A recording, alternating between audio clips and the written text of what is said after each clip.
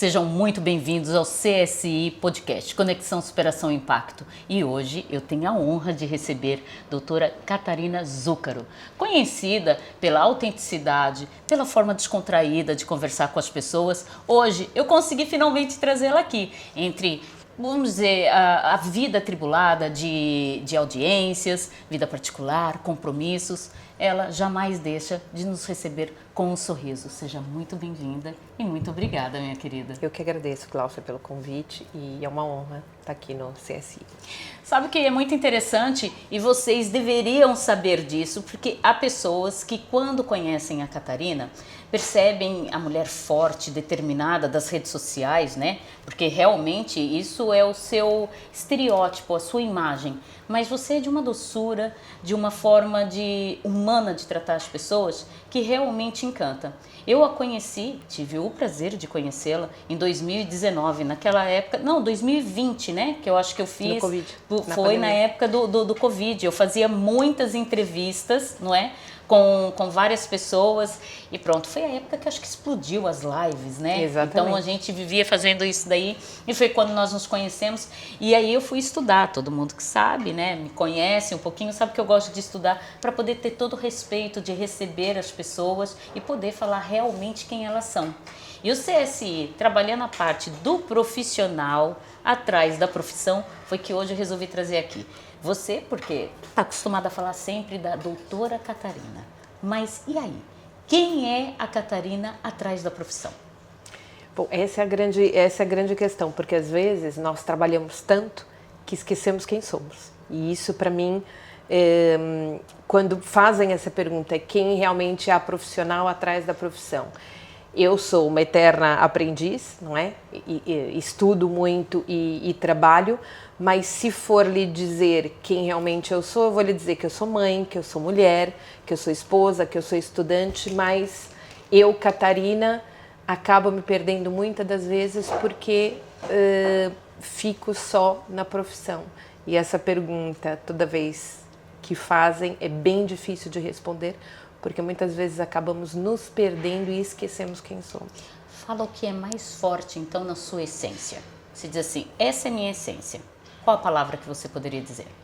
É a persistência. Não é nem resiliência, nada disso. É a persistência. É realmente ir e insistir tanto na vida pessoal, em alguns assuntos que são necessários a insistência e a persistência, como no profissional também. Fazendo uma analogia do direito, no qual você é formada e uma advogada muito conceituada, diga para mim o que nenhuma faculdade poderia te ensinar e que você acha que você aprendeu com a vida. É a relação entre os seres humanos mesmo, porque o que acontece? Nós aprendemos muita técnica, muita teoria. A prática vem depois com os estágios, com o exercício da atividade profissional, mas lidar com o outro.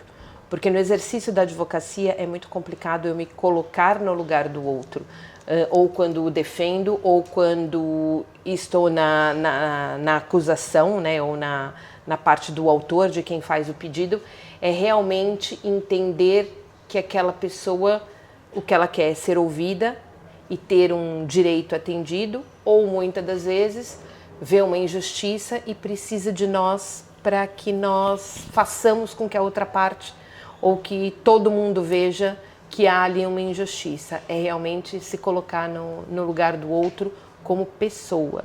A empatia é muito importante, Exatamente. Mas levando-se em consideração que você tem uma responsabilidade muito grande onde envolve lei, envolve também a parte emocional, porque é praticamente impossível nós fazemos. Eu, na parte de, vamos dizer, de terapias durante muito tempo, também sou formada, mas nunca exerci o direito. Eu acredito que você falar em nome das pessoas, porque quando você está a defender um cliente, você está falando em nome dele, você se torna a voz dele. Exato. Essa responsabilidade é muito grande. Como você se sente quando você está diante de uma audiência no qual você tem que falar para alguém, argumentar, porque isso é o que nós fazemos no dia a dia. Mas quando estamos em tribunal, qual é a sensação que você tem, principalmente quando você sabe referente à importância da justiça com aquele cliente?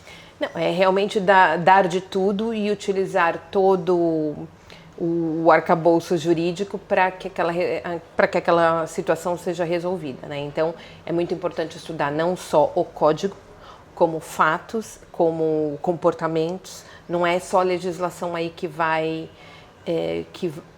surtir o efeito. Eu tenho que estudar as outras testemunhas, eu tenho que estudar a outra parte, eu tenho que estudar, às vezes, o procurador, que no Brasil é o promotor de justiça, tenho que estudar o juiz, o meu outro colega, a outra parte. Então, não se trata só de legislação. Entender de pessoas e ler pessoas também é muito importante. E às vezes não temos esse filtro. E é interessante porque a logística atrás disso, organizacional, é onde você fala, tem toda a base emocional, não só do seu cliente, como sua também. Quando a Catarina está indo para uma audiência, ela tem algum ritual, ela tem alguma coisa que ela faça antes de ir trabalhar? Eu faço jejum, eu não como. Não como, entro em modo oração, mas não como. Eu faço realmente o jejum enquanto não terminar aquela audiência, só depois é que eu vou me preocupar com o que eu vou comer, me hidrato, vou bebendo água, mas faço meu jejum, faço a minha intercessão, a minha oração, para poder ir de coração tranquilo e não correr o risco de passar mal. Meu maior medo é passar mal, é ter que falar qualquer coisa. Um turbilhão de emoções. Exatamente, ali, né? E alguma coisa que eu comer antes acabar caindo mal e eu não poder me expressar e fazer o que eu tenho que fazer porque comi, aí me dá aquele sono ou o pensamento fica mais lento. Então eu faço um jejum espiritual e profissional ali tudo misturado, de corpo e né? alma, exatamente, para que nada me distraia daquilo que eu vou lá fazer. Então vamos voltar um pouquinho atrás. O que fez a Catarina Zúcaro vir para Portugal? O amor, né? Me casei com um português, conheci o Helder num ano novo. E no Brasil? No Brasil. E em 15 dias nós resolvemos nos casar. Não, aí nós vamos ter que aprofundar. É sério? Em 15 dias? Em 15 dias. A Catarina é de onde? Eu sou de São Paulo. De São Paulo. Exato. E ele é daqui e num ano novo, foi mesmo do 31 para o 1. Que história linda! E aí nós só nos conhecemos, nos encantamos um com o outro. Em fevereiro fazemos anos os dois. Ele faz dia 1, eu faço dia 17. E depois não existia nada de internet, essas coisas. Existia internet, mas era discada. E só existia o ICQ. Então nós nos falávamos foi pelo lá ICQ. atrás. Foi bem lá atrás. E aí nós combinamos, ele falou, vem passar, por que você não tira férias e vem passar aqui os nossos aniversários? E aí eu acabei vindo dia 1 de fevereiro, que era o dia do aniversário dele, e fiquei o mês inteiro de fevereiro. Nesses 15 dias juntos, né? Peraí, vocês se conheceram no dia 31 para o dia 1? Exato, mas nos encantamos e tínhamos compromisso. Então tiramos janeiro para resolver a nossa vida, e aí em fevereiro eu vim para cá. Nossa! E aí foi um reencontro. Conversa vai, conversa vem. E aí ele casa comigo, eu não estava fazendo nada mesmo, eu disse ok, eu caso. E aí em junho, nós casamos no dia 13 de junho. Depois de amanhã eu faço anos de casada. Não, eu vou te dizer, isso é reencontro de almas, não tem como dizer que não. E você já está há muitos anos casada? 25 anos. 25 anos? Ai, que espetáculo. Metade da minha vida eu tô casada. Espetáculo! Gente, realmente, olha, eu vou te dizer, é privilegiada. Você conseguir olhar nos olhos da pessoa e reconhecer a alma, porque assim, ali não houve, como nós costumamos dizer, o conhecer, né? Não, vocês se reconheceram como duas pessoas e falaram, é ele. Tanto que você não teve medo, você era jovem, não é? Hoje, aí que está. Ousadia! Quando eu falo com algumas pessoas que têm esse ímpeto, eu falo, pessoal, pensem bem, porque nem todo mundo... O Helder é uma pessoa... Ele se chama Helder. O Helder é uma pessoa ótima e é uma pessoa muito boa. Mas na altura existia um site que se chamava Par Perfeito. E muitas mulheres acabaram conhecendo também portugueses ou de outros países. E muitas das histórias não foram tão felizes como tem sido a minha, porque é aquilo, nós não conhecemos a pessoa. Verdade. E o engraçado, eu namorava há 10 anos e a minha avó disse assim, minha avó dava a maior força para esse namoro. Como é o nome da avó? A minha avó Bernadette. E ela Deu falava certo, assim, dona Bernadette, valeu a pena. E ela falava assim, que minha mãe ficou passada, meu pai mais ainda, como é que você termina um relacionamento de 10 anos, não sei o quê, para ficar com alguém que você acabou de conhecer. E a minha avó, não vem com essa, porque nós só conhecemos o marido depois de casado. Namore 10 anos ou namore 15 dias, Que só mulher vamos sábia, conhecer. muito sábia. E eu acabei realmente deixando uma carreira, deixando uma vida muito estável, deixando uma família com algum nome no meio jurídico, onde certamente o caminho seria diferente. Eu estava estudando para magistratura até, para vir para cá. Para começar mesmo, para começar, não é recomeçar, mas para começar mesmo do zero, batendo portas e estudando para poder me integrar aqui no mercado. E logo em seguida engravidei, então foram muitas mudanças num ano só. Mas foi bom, foi um aprendizado, um amadurecimento que eu não teria, foi um expresso. O tempo que eu demorei para amadurecer de Brasil, eu acabei amadurecendo aqui à pressa. E eu, mesmo sendo a filha mais velha, fui a última a sair de casa. Então eu saí de casa aos 25 para casar. E o meu pai disse, você só vai casada, você não vai morar com ninguém, você não vai para atravessar o oceano, não vai para lado nenhum se não sair daqui casada. E eu quero conhecer, quero falar com ele, quero saber o que faz. Grande pai. Grande pai. Grande pai. Sabe que eu acho incrível você contar uma história dessa? Porque muitas pessoas que chegaram agora, né, aqui em Portugal, ou vamos dizer, 2 décadas é muita diferença. Portugal mudou muito. Eu digo que as pessoas que vieram na nossa época, eu também já estou há 25 anos cá, não têm a percepção de do como era que difícil. era difícil antes, não é?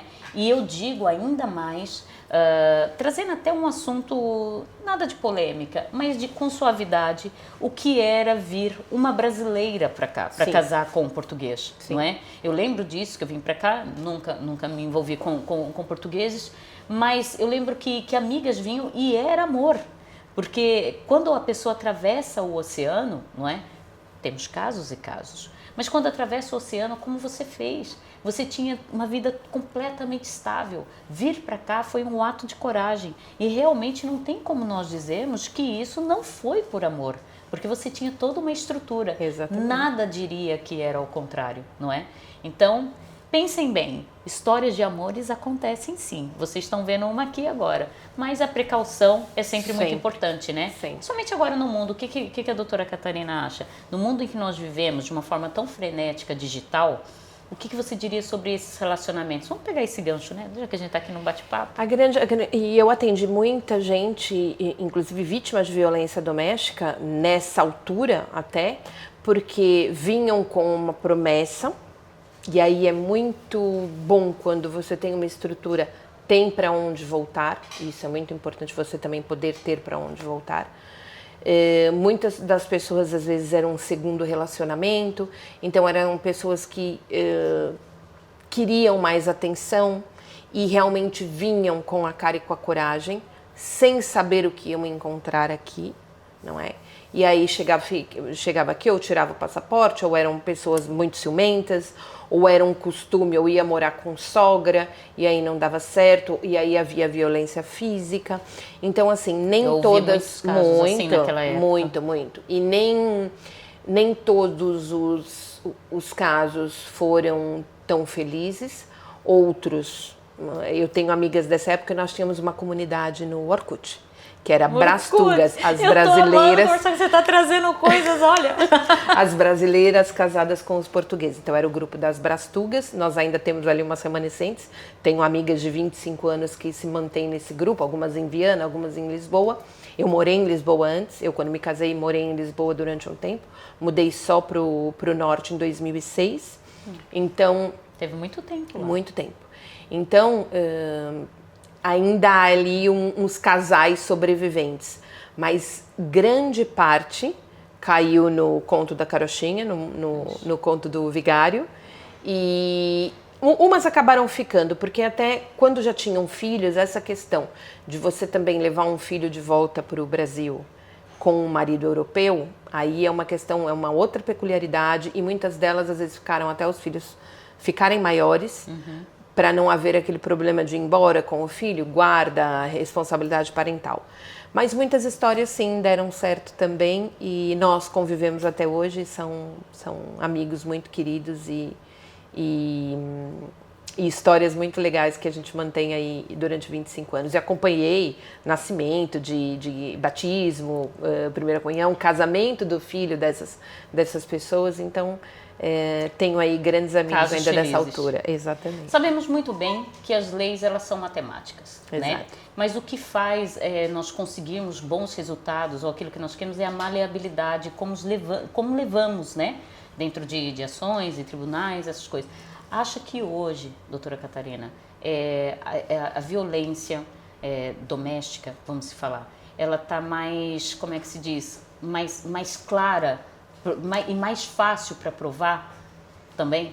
Porque antigamente, eu digo isso por aquilo que eu ouvia, né? Mas por mais que tentasse provar que a pessoa veio até aqui e sofreu violência doméstica, não é? Não, você veio porque você quis. Exatamente. Né? Era a frase que colocava. Não puxa até falar isso, mas eu ouvi muito isso de algumas pessoas. O que acha hoje da lei? Sabendo que houve uma época, sim, acho que em qualquer país passa por isso. Houve uma avalanche de pessoas que vinham para cá para empregos, vamos se dizer, um pouco mais simples, né? Sim, não qualificados. Exatamente, não qualificados.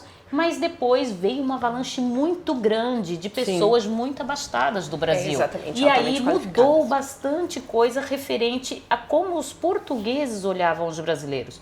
Havia época, eu vim para cá, eu fiz a minha segunda faculdade aqui.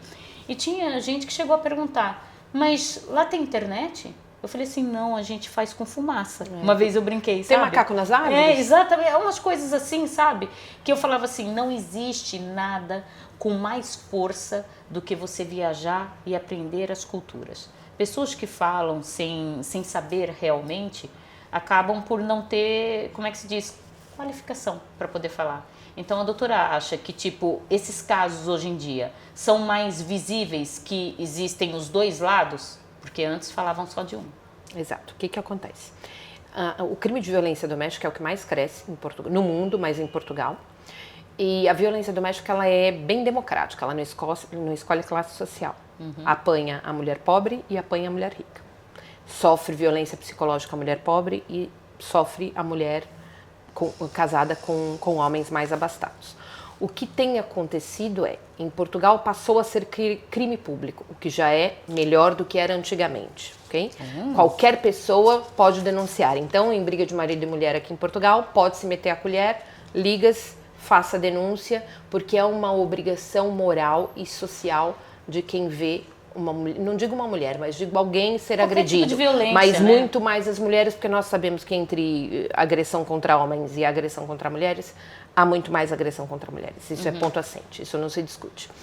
O que acontece somos aqui, como no Brasil, um país latino, é um país machista, não tem jeito. Objetificam muito a mulher que vem de países que foram colonizados, não só as brasileiras, como as africanas, dos países de língua portuguesa, dos outros também, mas dos países de língua portuguesa. Então, muitas das vezes, o que nós escutamos, e sabe disso, não sei o que lá, ele é louco por uma brasileira, ou ele é louco por uma africana. Porque acabou criando aquele mito. Né? Exatamente, e aquele mito do colonizador ainda existe. Então, essa questão da violência doméstica, a comprovação, hoje a gente não é só você ter um roxo no olho que é considerado violência doméstica, o que já é muito bom também. Violência financeira, psicológica, que é muito difícil de provar, porque não deixa marcas, mas acaba por dentro com uma mulher. Muitas das vezes... Muitos suicídios, né? Muitos. O que vemos, muitos suicídios, muita depressão. Muita mulher que não tem condições, ainda que casada com um estrangeiro ou não, ainda que imigrante ou não, vamos falar de mulheres, não só a mulher imigrante, porque as portuguesas também sofrem a violência doméstica como uma estrangeira, mas a grande questão hoje eu consigo comprovar que ele me xingar de tal coisa, ou ele me proibir de usar tal roupa, ou ele controlar o meu dinheiro, ou ele não me deixar sair. Isso também é considerado violência doméstica dentro de uma relação. E hoje é muito mais fácil de eu comprovar isso com históricos de WhatsApp, com alguma gravação, com prova testemunhal. O mundo digital ajuda nisso, exatamente. Né? E o conselho que eu sempre dou é escolha alguém. Não tem no Facebook ou no Instagram que a gente escolhe alguém que, se acontecer qualquer coisa, aquele meu amigo é o legado, né? O legado. Escolha alguém da sua confiança, onde você possa juntar provas, que você começa a perceber que há um abuso nesse relacionamento. E o que nós vemos aqui em Portugal, e que me assusta demais, é que a violência começa já no namoro. Então, nas escolas, é muito importante que haja essa conscientização, porque você vê menina hoje que não pode falar com o amigo, ou que não pode usar aquela roupa porque o namorado não deixa. Não, né? acha que é amor. Acha bonito. Acha que é amor, acha que é lindo, e acaba já achando essa situação normal aos 14, vai achar normal aos 19, e se tomar um tapa aos 21, vai achar que ele é muito ciumento e que é uma coisa normal. Então isso é de pequenino que se torce o pepino. Nas escolas, essa formação, essa conscientização tem que começar nas escolas. Era tão interessante isso que você está falando. Quem sabe a gente não está levantando aí algo que as pessoas percebam o quanto é importante essa consciência nas escolas, não é? Tanta coisa que a gente precisa trabalhar na parte cívica. Exatamente. E isso daí não está nas nossas mãos, infelizmente. Mas tem pessoas dispostas a tal. Fica de olho aí, pessoal. Houve algum momento na sua vida, no seu percurso, em que você resolveu desistir de estar aqui profissionalmente? Ou foi sempre uma ascensão no qual você se posicionou? Porque claramente hoje nós vemos a doutora Catarina Zúcaro muito bem posicionada como mulher, como pessoa, como amiga, não é? Porque ontem eu tive o privilégio de estar no seu almoço e todas que estavam lá, foi unânime, todas tinham uma palavra positiva para falar de si. Obviamente nós estamos falando no contexto de amigas, não é? Mas é quase que concordam o mesmo tipo de elogio. O quanto você é humana, o quanto você é uma pessoa boa e que merece sempre um lugar no coração de cada um. Isso daí vale ouro. Muito. Né? Não tem preço. Muito. Isso daí não tem preço. Então, durante esse tempo, houve algum momento na sua carreira que você falava assim, eu não sei se aqui vai dar certo, ou você sempre teve confiança que era aqui que você tinha que ficar e aqui você ia chegar longe? Eu não tenho medo de trabalho. E não obrigatoriamente só na área jurídica. Então, assim, minha primeira profissão sempre foi a de vendedora acima de qualquer coisa. Então por isso que você tem esse balacobaco, né? Aquela lábia. Aquilo que eu preciso... sou advogada de profissão, mas vendedora de coração e de nascimento. Porque é aquilo, nós nos vendemos o tempo inteiro. O meu pai sempre foi comercial, então tudo, e parecia uma vergonha usar a palavra vendedor. Então a gente acha um sinônimo para vendedor, é comercial, diretor comercial, gerente de não sei o quê, gerente de contas, não, vendedor mesmo. E quando a situação aperta, é aquilo, qualquer profissão é digna. Eu não comecei enquanto não saiu a minha cédula, eu trabalhei em supermercado, eu trabalhei no shopping, eu trabalhei em imobiliária. Não tenho ganhei muito dinheiro na altura quando trabalhei com imobiliárias, fazia as escrituras, deixei de as fazer para poder tratar da parte jurídica, mas para tratar realmente, eu vendi uma casa, comecei a vender outra, falei, poxa, gostei disso aqui. Então, não foi só o direito que eu exerci aqui, mas o direito é a minha paixão, foi aquilo que eu estudei, é o meu ofício. Óbvio que não começamos com a cartela de clientes que temos, e o Bernardo era pequenininho, o Bernardo ia na cadeirinha, eu não tinha com quem deixar. Tem 2 filhos? Tenho um filho. Minha rede de apoio aqui é o Helder. Então, assim, onde eu ia, o Bernardo ia, a maioria dos tribunais, conservatórias e AIMAs, os antigos CEFs, conhecem o B desde pequeno, porque eu tinha que o levar. Foi uma carreira galgada por mim. Então não teve o seu Zúcaro, que era o meu pai, nem a minha tia, Rosa Maria Zúcaro, que era desembargadora do Tribunal Regional do Trabalho, que era a carreira que eu queria seguir e que eu amo. O direito do trabalho para mim, a família toda está na área de direito? Está na área de direito, ou como delegado, ou como policial civil, ou como investigador, ou como juiz. Então deixa eu só fazer uma adendo aqui. Olha só, Helder, aonde você foi se meter? No Brasil é assim, viu? Tem que tomar cuidado, teve que casar. E aí, o gostoso disso tudo foi que, ao longo desse tempo todo de carreira, óbvio que não comecei com a carreira e com a estabilidade que tenho hoje, mas nunca foi motivo para desistir. E o meu maior incentivador sempre foi o Helder. Ele falou, vai fazer só isso que eu seguro as pontas. E desde que eu parei de trabalhar por conta de outrem e comecei a trabalhar por minha conta, eu nunca, nenhum mês, eu ganhei menos do que eu ganhava de salário. Que bom. Então, e ele assim, ele pintou parede do escritório, ele instalou pia, ele instalou sanita, ele pintou da cor que eu queria, que na altura era berinjela. Então, tudo que ele pôde me dar o suporte para montar e para poupar também, que ele é super poupado. Então, para não gastar o orçamento do arquiteto, ele falou, faço. Então, ele montou o escritório todo, desde o primeiro. Então, já mudamos 2 ou 3 vezes de escritório, todas as vezes que tem uma mudança, e eu chamo o arquiteto para fazer um projeto, ele falou, mas eu quero fazer. Então, ele pinta a parede, ele cola o papel de parede. Tudo dele ali, ele né? é parceiro, sempre foi. E ele é que faz a gestão. Porque, assim, a minha parte é a parte comercial e a parte técnica. Agora, a gestão é dele, ainda com o trabalho dele mesmo, além do trabalho dele, mas essa parte de gerir, não só a parte financeira, como gerir o pessoal e o processo em si, é o que ele gosta de fazer, porque enquanto eu sou o fora, você é o externo, exatamente, né? Eu sou o externo, eu sou a cara, ele tá ali, ele é a retaguarda total, e é uma senhora retaguarda. E vou te dizer, isso dá uma tranquilidade, Total. não é? Porque Tranquilidade, você sabe confiança. com quem confiar, porque vocês estão Exatamente. lutando juntos e é tudo de Exatamente, vocês. é o nosso ganha-pão. E ninguém nos deu nada aqui. Tudo que nós temos, o pouco que temos, mas que temos, graças a Deus, foi conquistado com muito trabalho.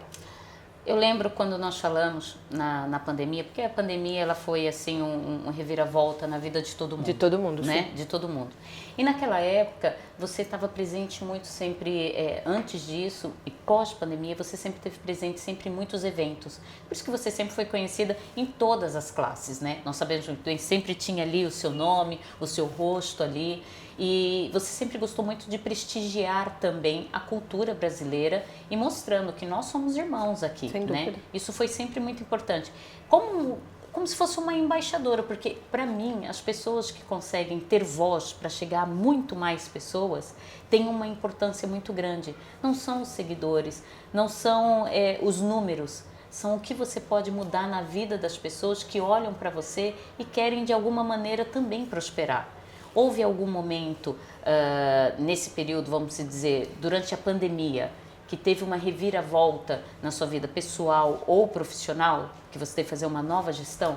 Como foi? Teve, primeiro porque eu tive Covid no dia 30 de junho de 2020, eu fui infectada e eu fiquei 4 meses infectada. Eu tenho uma doença autoimune, então a minha resistência é muito baixa, e eu fiquei 4 meses infectada.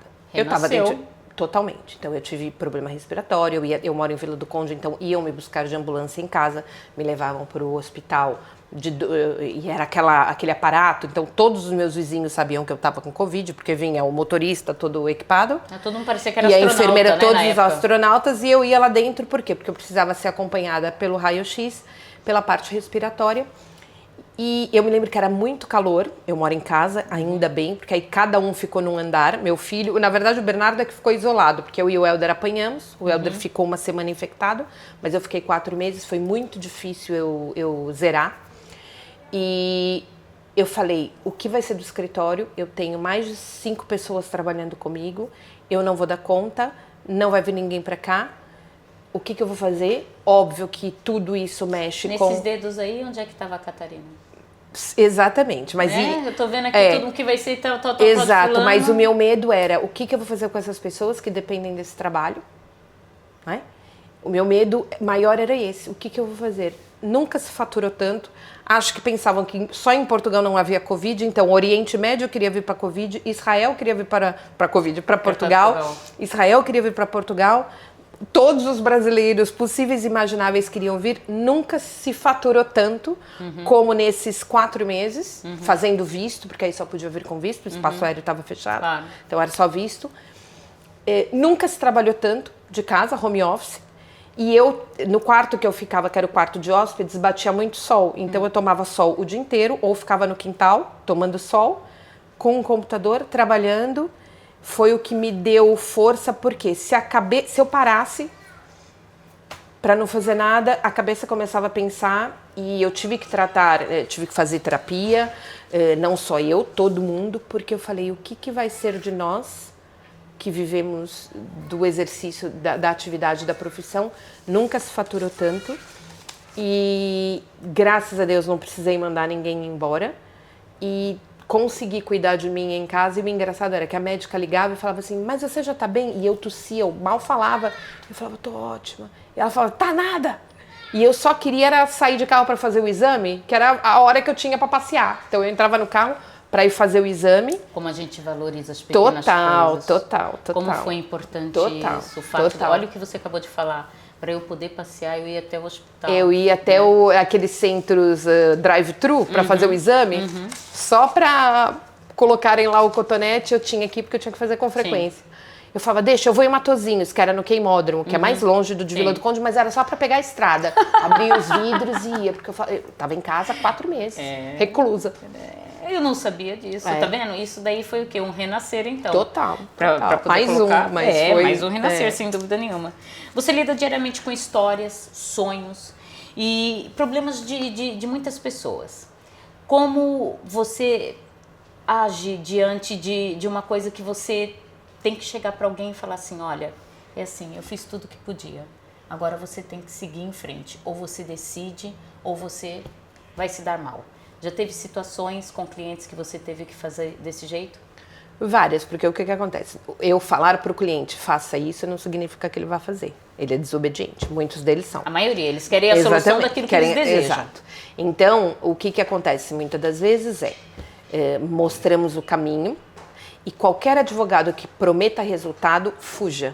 Porque a nossa profissão é uma profissão de meio. É uma incógnita. É uma profissão de meio, não é uma profissão de fim. Então, qualquer advogado que lhe disser, você tem 100% de chance de ganhar, sua causa está ganha, esse dinheiro já é seu, fuja. Ninguém pode te dar essa garantia.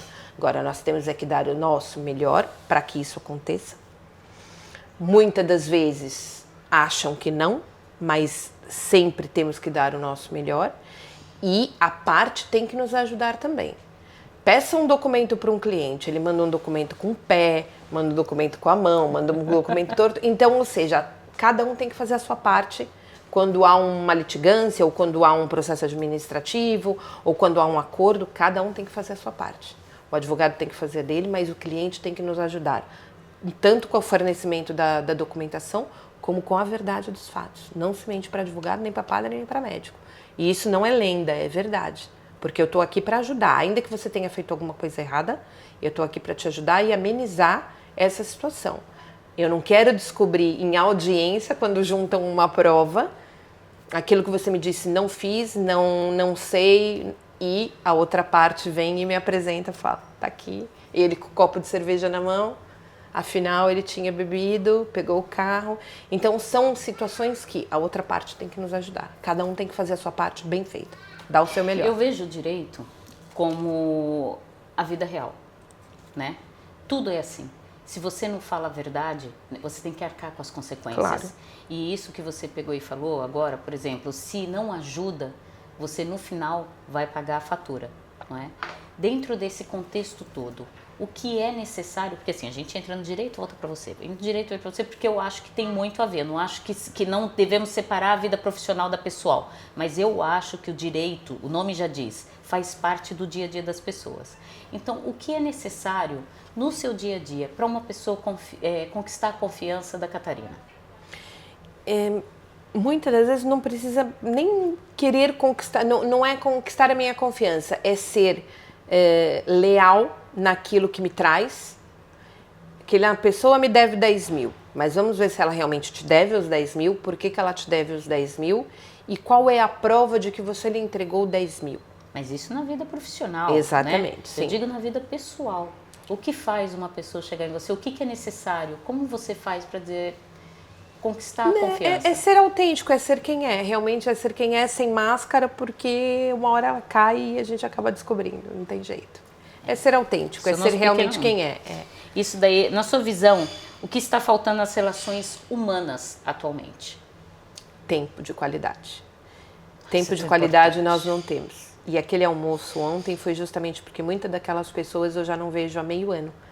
Então são minhas amigas pessoais, e eu não tenho tido tempo, porque eu coloquei projetos à frente, as leis atualmente têm mudado com uma rapidez, não dá tempo nem de levantar, a gente já está tomando outro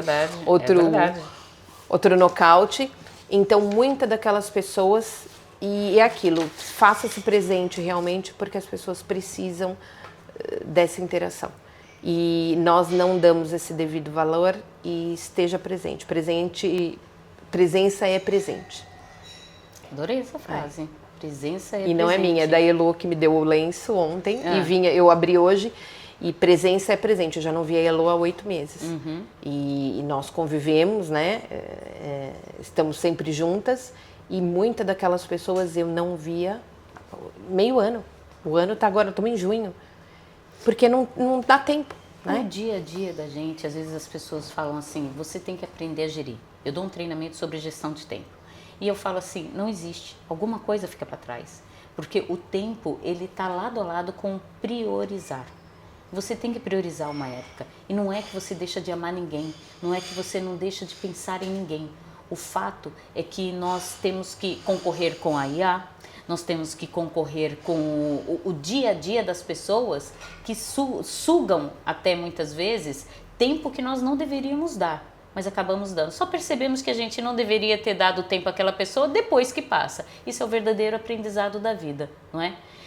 Diante disso daí, do tempo, da priorização que você dá, o que significa para você família?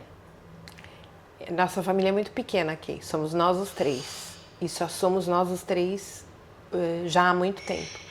Porque a família do Helder está em Castelo Branco, então também a convivência é pouca. A minha tá no Brasil, meu pai já partiu. Mas é para onde eu sei que eu posso voltar. É o Porto Seguro. É o meu Porto Seguro.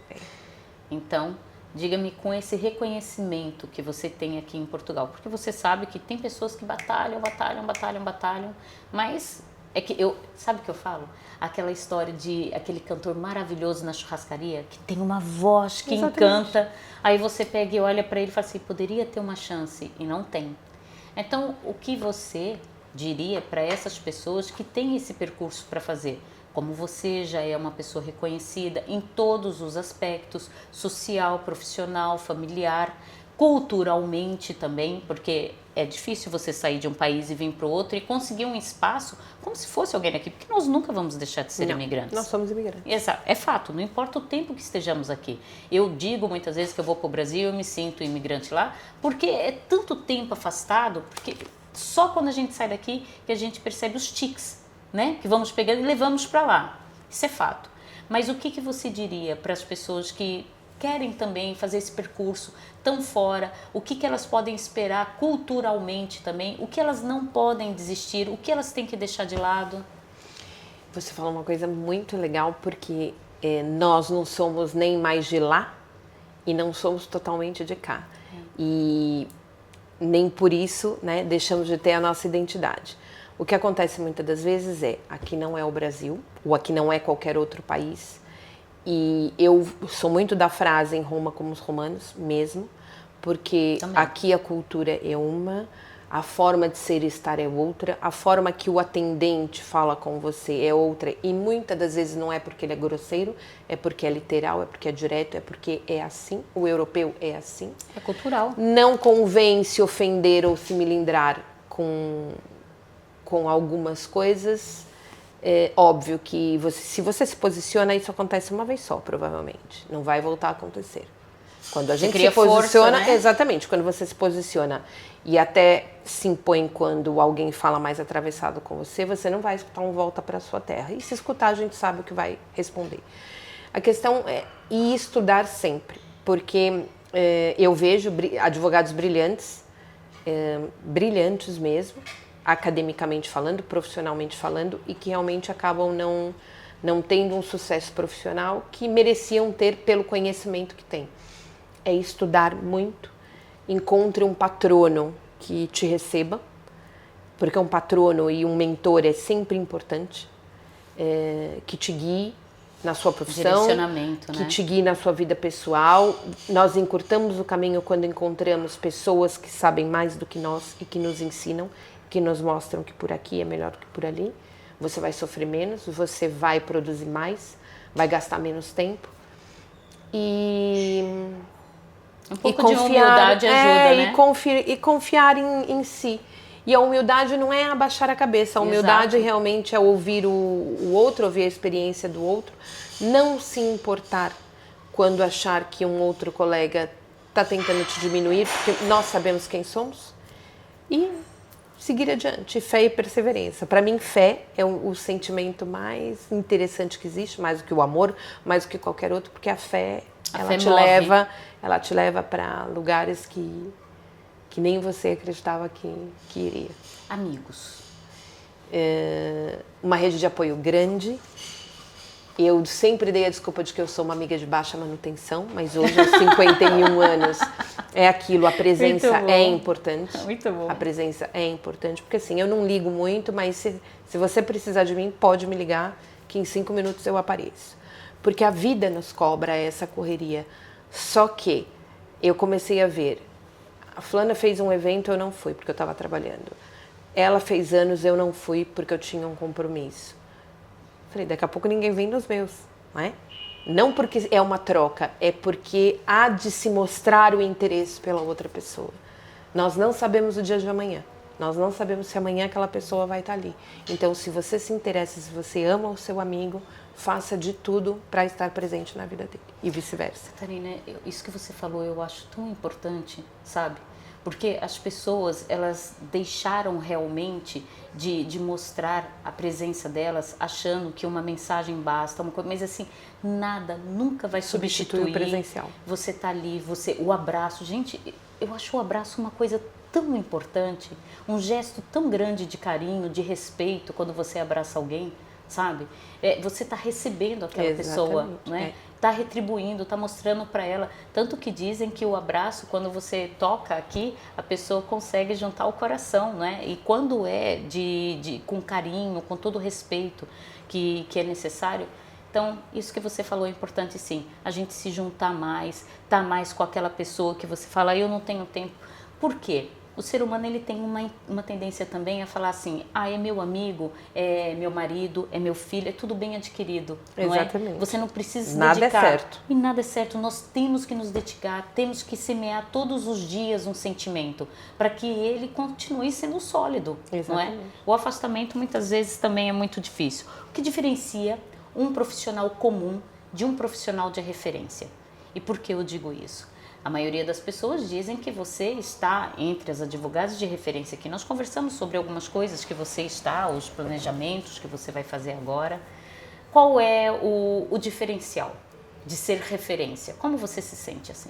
Primeiro que agradeço imenso pela consideração em ser referência, mas não é não parar de estudar, não parar de se atualizar e fazer de tudo para virar referência. Fazer de tudo dentro da legalidade, dentro da possibilidade para virar referência. Porque um profissional comum, para mim, de um profissional de referência, às vezes é o livro que escreveu, o artigo que escreveu, os casos que ganhou, é muito subjetivo o que é referência, né? Ainda mais no Porto, que é pequeno, em Portugal, que é um país pequeno. Para mim, é um orgulho muito grande, é uma responsabilidade também muito grande, e não são só flores, como é óbvio, nós não agradamos todo mundo, mas é não parar de se atualizar, de estudar e realmente estar com pessoas que sabem mais do que nós. A advocacia é um caminho muito competitivo, muito forte, até a imagem, a dicção, tudo isso é cobrado de um profissional de direito. Sabemos muito bem disso, né? Que a nossa voz, ela se torna proeminente quando queremos falar alguma coisa. Eu lembro que o meu professor de direito, ele falava assim, de direito penal, ele falava assim, olha, vocês não adiantam ficar com mimimi, não, viu? Se vocês querem mostrar autoridade, vocês trabalhem a vossa dicção. Mostrem para as pessoas que vocês confiam naquilo que estão a falar. Porque realmente ali é um cenário onde você tem que provar alguma coisa que alguém fez, nem tem a ver com você. No seu dia a dia, na vida pessoal, já passou por situações assim, onde você tem que provar alguma coisa que não tem nada a ver com você e você ter que simplesmente pegar e fechar os olhos? Ou você não aceita isso na sua vida? Em relação a processual, em relação a processos, eu não aceito tudo, por exemplo. E há casos que realmente, se forem contra a minha convicção pessoal, eu não aceito. Então eu não corro esse risco de ter que falar em nome de alguém tem que falar em nome de alguém que vai contra os meus princípios. Hoje eu posso escolher isso, mas quando eu fazia o apoio jurídico, não. Né? Então eu pegava abuso, né? Eu pegava homicídio, eu já trabalhei com isso, que hoje eu posso dizer, não, eu não quero. Não tenho força, né? Assim, não quero. É o tipo de processo que hoje eu posso dizer que não quero pegar. Quando estava no apoio jurídico, que é um serviço que nós prestamos para a Segurança Social, aquilo que me sorteavam, né? Aquilo que vinha para mim, que me encaminhavam, eu realmente tinha que fazer, ou também podia dar a escusa. Se fosse contra a minha religião ou contra a minha convicção, poderia. Não podia virar uma habitualidade, eu estar me escusando sempre dos processos. Até porque se eu não trabalhasse, não recebia. Mas hoje posso me dar essa opção. E pessoalmente? E pessoalmente também. Também. Não aceita? O que você não aceita numa pessoa? Primeiro, o eu estou pagando. Não é porque muitas das vezes o cliente diz, eu estou pagando, eu quero não sei o que lá. Não. Há um contrato, há um limite, há um horário em que eu atendo, outro que não, porque eu tenho vida pessoal, não parece, mas eu tenho. Então, há limites. Desde o princípio, traçar os limites para que eles não sejam ultrapassados, porque é aquilo. Há clientes e clientes, há clientes que às vezes porque pagaram os honorários, acham que podem falar com você da maneira que querem, ou que podem lhe dizer, vai por aqui, vai por ali, me manda uma cópia da peça. Não. A peça é propriedade intelectual do profissional e eu não faculto, nunca facultei, eu não entrego as minhas peças processuais a ninguém. Eu entrego o comprovativo, o protocolo, mas isso é um trabalho meu. É um desenvolvimento seu, né? Desenvolvimento meu e que não entrego. E pessoalmente é isso. Por isso que muitas das vezes, outro dia escutei, eu fui atropelada. Fui atropelada em frente a uma AIMA. Em frente à AIMA? Em frente à AIMA. E aí um senhor falou assim, você que normalmente atropela as pessoas, foi atropelada? Então, a imagem que se tem é da mulher trator e que nem sempre é assim. Só que muitas das vezes é a imposição de um limite que tem que ser colocado, porque não. Então vamos falar da mulher trator, que a pessoa falou. E eu sei que você tem muitos casos que você ajuda, não é? Sim. Casos difíceis, inclusive, eu não sei se podem ser citados alguns aqui, mas que você teve. O que faz você analisar uma situação e falar assim, eu vou ajudar? Porque aí é o teu lado humano. Porque, caso não saibam, a Catarina ajuda muitas pessoas, não é? Que não foram clientes que te procuraram. Foi você que foi oferecer os seus serviços para poder dar o direcionamento, para você estar sempre também fazendo do seu trabalho, do seu ofício, algo humano também. O pro bono, que nós chamamos aqui de pro bono, ele primeiro é uma promessa, primeiro é um compromisso, segundo, hoje eu posso. Então, como eu posso hoje fazer o pro bono, eu sou imigrante e esse pro bono é todo para a sociedade imigrante. Óbvio que às vezes aparecem alguns casos que entre nós, não sou só eu, nós somos um grupo grande de colegas e entre nós acabamos repassando, aqueles que não se importam em assumir e patrocinar junto comigo fazem isso. E eu tenho três grandes colegas que têm feito um trabalho incrível, a doutora Valéria, a doutora Kelly, a doutora Marcela, que compram essa briga comigo. Então, muitas das vezes eu falo, olha, eu tenho um processo assim, vocês ajudam? Olha, pro bono, €0, 0,800. Vamos fazer? Fazem. Porque eu sou imigrante. Tive alguma dificuldade, não tive muita, mas sei a dificuldade que é você estar num país sem rede de apoio, sem conhecimento, muitas vezes sem dinheiro para pagar uma consulta e com o direito garantido de, através da segurança social, se você pedir a proteção jurídica, ter direito a um atendimento. comigo ou com qualquer outro colega que faça o apoio judiciário. Então, é um compromisso meu com a sociedade. As minhas 5 consultas de sexta-feira na parte da tarde são sempre pro bono. Eu tenho 5 horários todas as sextas-feiras, da 1 às 17, que são os horários pro bono e que a minha secretária faz esse agendamento. Alguns casos eu vou, realmente não. Aquilo ali, não por ser mediático, nada disso, mas por eu ver que realmente aquilo, se ninguém pegar naquilo como deve ser, aquilo vai cair no esquecimento e a pessoa vai ficar sem o que a doutora Catarina gosta de fazer de hobby? Como é o seu dia a dia fora do direito? Eu gosto de estudar a parte de inteligência artificial agora. Gosto muito e tenho feito alguns cursos nas minhas horas vagas e queria aprender o crochê, que nós falamos ontem, porque eu não tenho um hobby. Eu não tenho hobby, o meu hobby é trabalhar. Eu não consigo imaginar você fazendo crochê. E aí, eu comprei o kit todo, eu comprei a agulha, eu comprei as linhas, só que eu sou uma pessoa que tem que exercitar a minha paciência. E aí eu dei 2 crochetadas e falei, não, isso não é pra mim. Aí o meu marido falou, quem sabe o tricô? Agora você olha, a agulha é maior, mas eu tenho que fazer isso por mim. Ok. Gosto muito de ler, eu leio 2, 3 livros ao mesmo tempo. Eu gosto muito de ler, então assim, nesses tempos que eu espero, porque há muito tempo de espera, ou entre um julgamento e outro, um julgamento tá marcado para as 2, começa às 4, você tá ali, tô lendo. Gosto muito de ler e gosto de ficção, gosto de biografia, gosto de várias coisas. Então, no momento, meu maior hobby é a leitura, mas quero muito que seja o crochê. Eu vou me dedicar a isso, exatamente. Olha aqui, vamos torcer, vamos ver daqui os tempos. Montanha ou mar? Mar, sempre. Mar. Cinema ou teatro? Teatro. Teatro.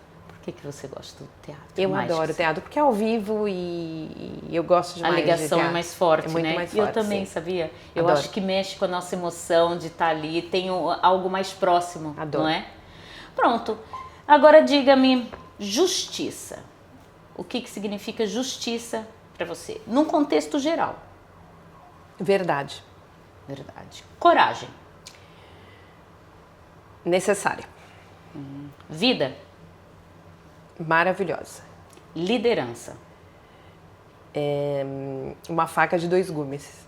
Ok. E antes da última, eu vou perguntar o que você diria para a Catarina de 25 anos atrás, antes de conhecer o amor da vida dela, para a Catarina de hoje, o que diria para a Catarina de 25 anos atrás?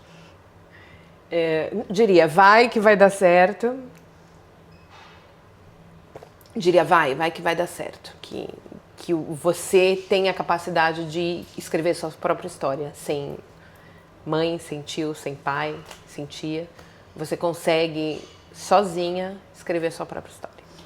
Você tem tudo da Catarina a nível de personalidade quando você veio para cá, ou você mudou muito? Eu mudei muito, graças a Deus, porque eu era briguenta no sentido de eu sou muito explosiva, mas eu fui exercitando essa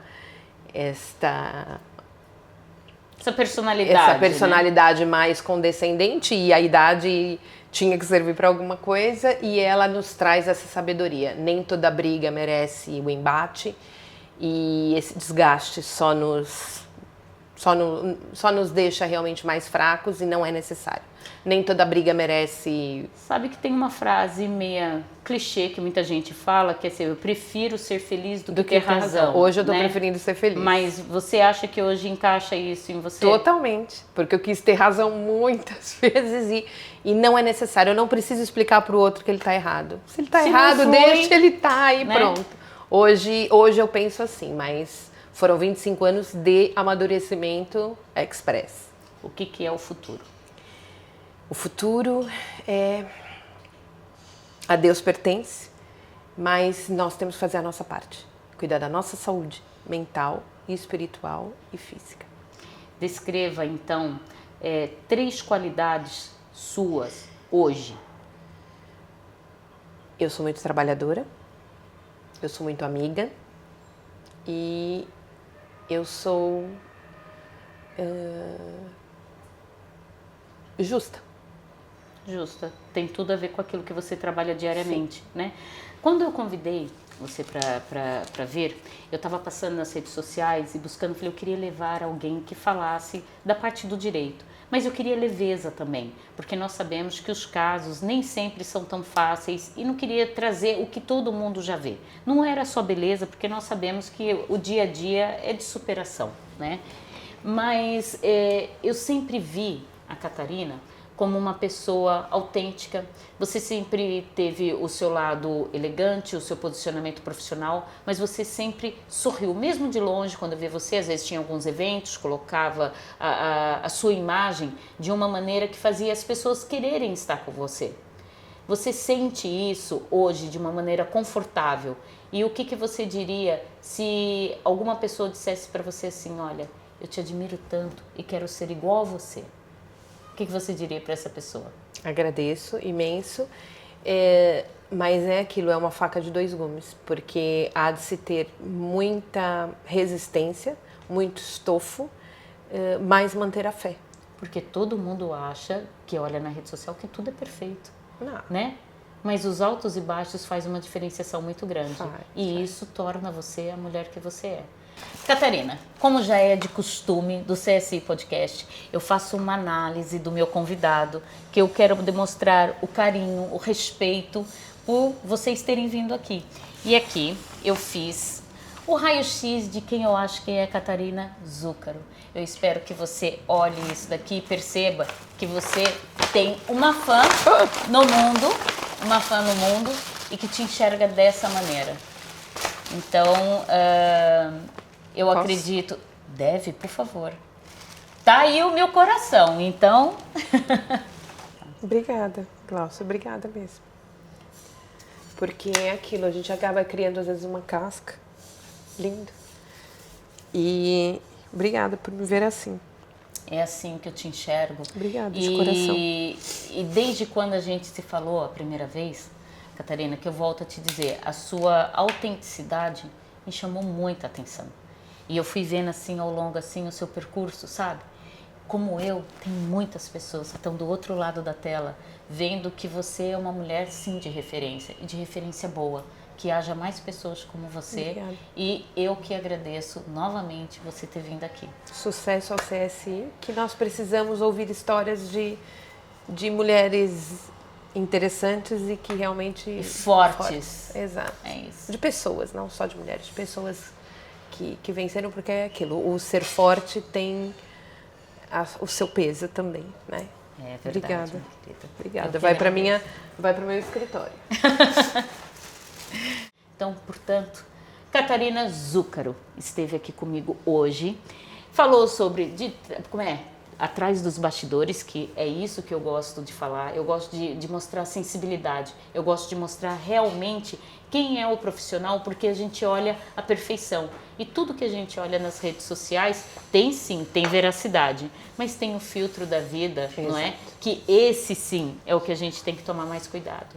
Minha querida, muito obrigada por você mesmo. ter vindo aqui, por você ter disposto do seu tempo, que é tão restrito, para fazer que todos os seguidores que estão ali olhem para você de uma maneira ainda mais humana, porque é isso que a minha convidada de hoje foi. Então, se você quer fazer um percurso de sucesso, não se esqueça que tem os altos e baixos. E que sim, quando você olhar uma pessoa de referência, ela tem a história dela. E se ela está onde está, é porque mereceu. E você também, se você se conectar consigo. Muito obrigada.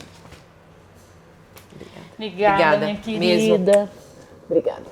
Foi lindo aqui o que a gente falou, eu gostei tanto.